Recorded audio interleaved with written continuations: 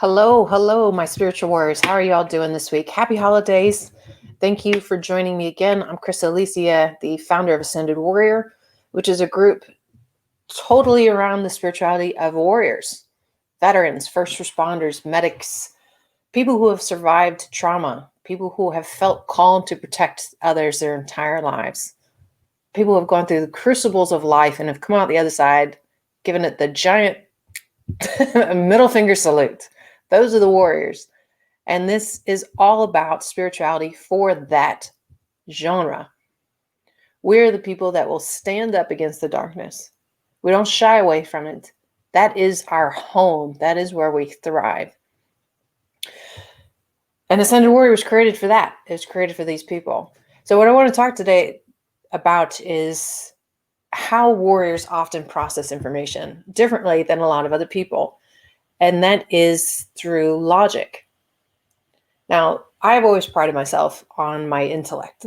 This was something that I put a lot of stock in for most of my life. I've taken dozens of IQ tests.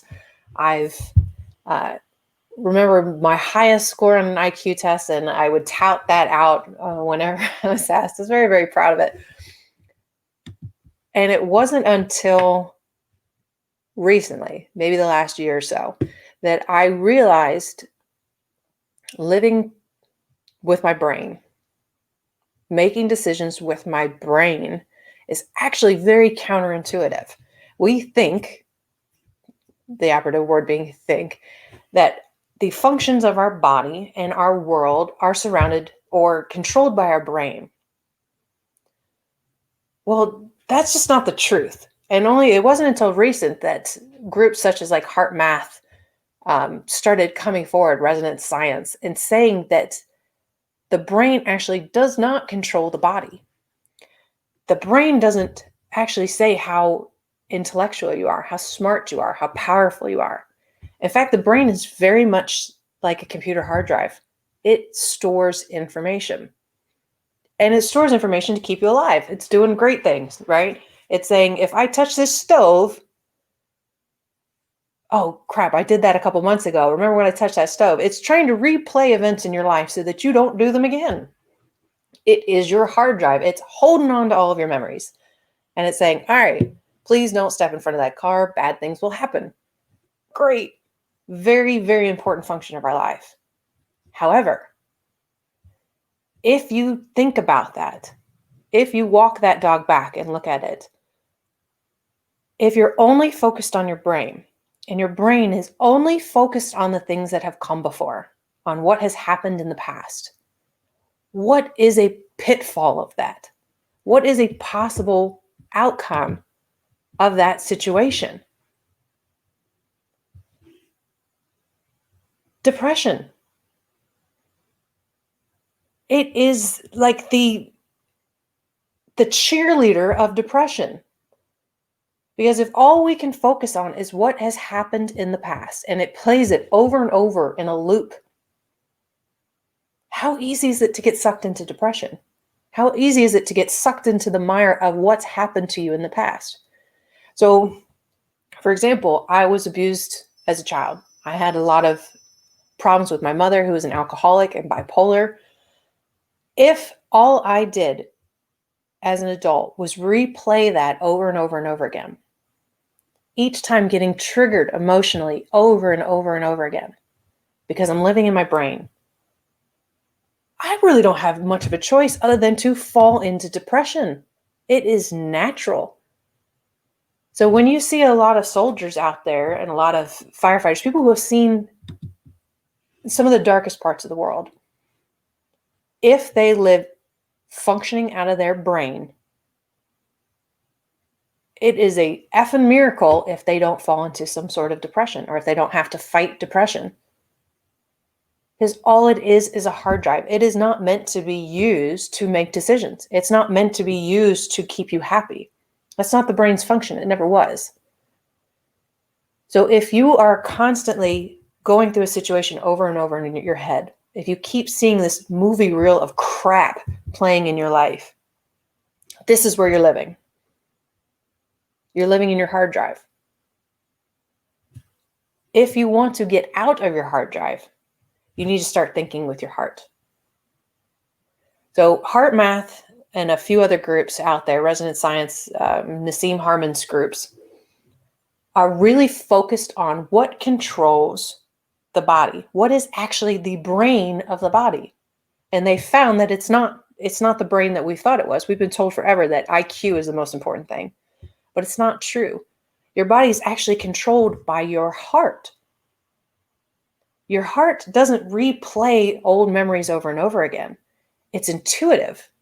It's all about feeling. So if you're sitting there in your home and you're replaying that dark period of your time over and over again,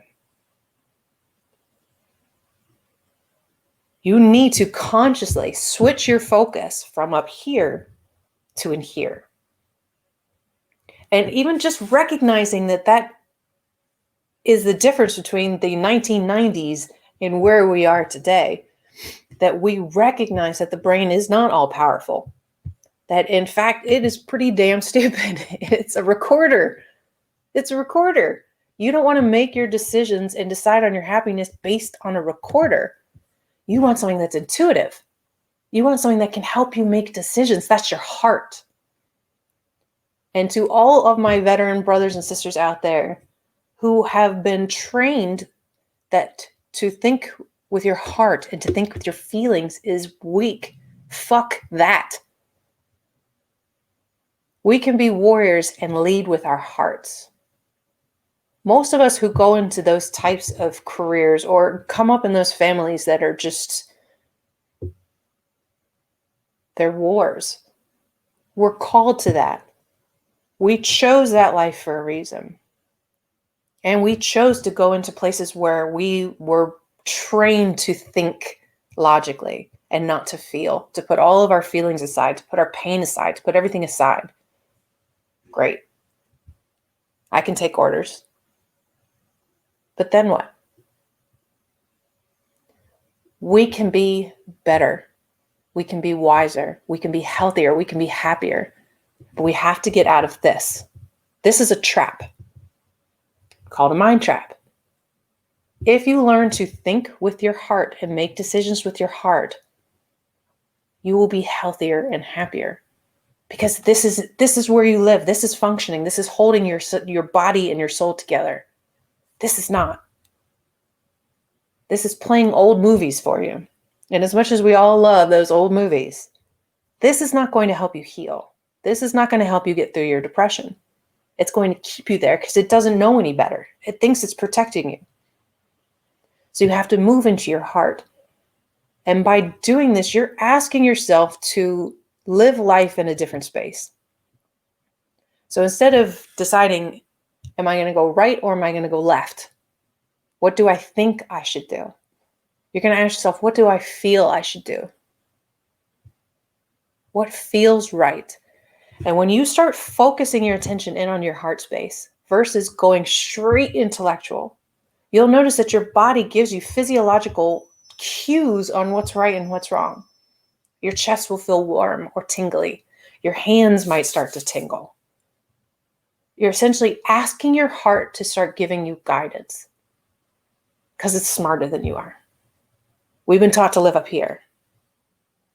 Once we start learning to live here and listen here, you're going to have different cues than you did before. Instead of weighing the pros and the cons, you're going to go with what feels right.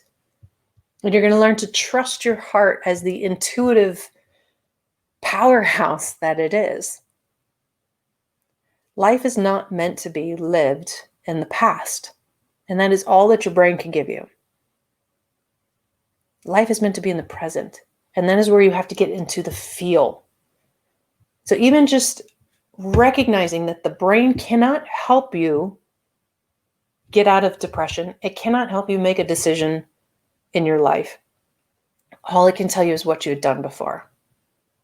Even recognizing that on a conscious level, embracing that idea can help you shift your focus. Even now, if I were to tell you, don't think of a purple elephant, you're immediately going to think of a purple elephant. If I tell you to focus on where your heart is in your chest, to focus on the beat of your heart. Listen to how fast it is. Pay attention to the pattern. I almost start rocking into the heartbeat. Now, when you're focused on your heart, when you're looking into this space, and you ask yourself, what should I do? Should I go right or should I go left? And focus on the response of your heart. If you think about going right, what do you feel in your body?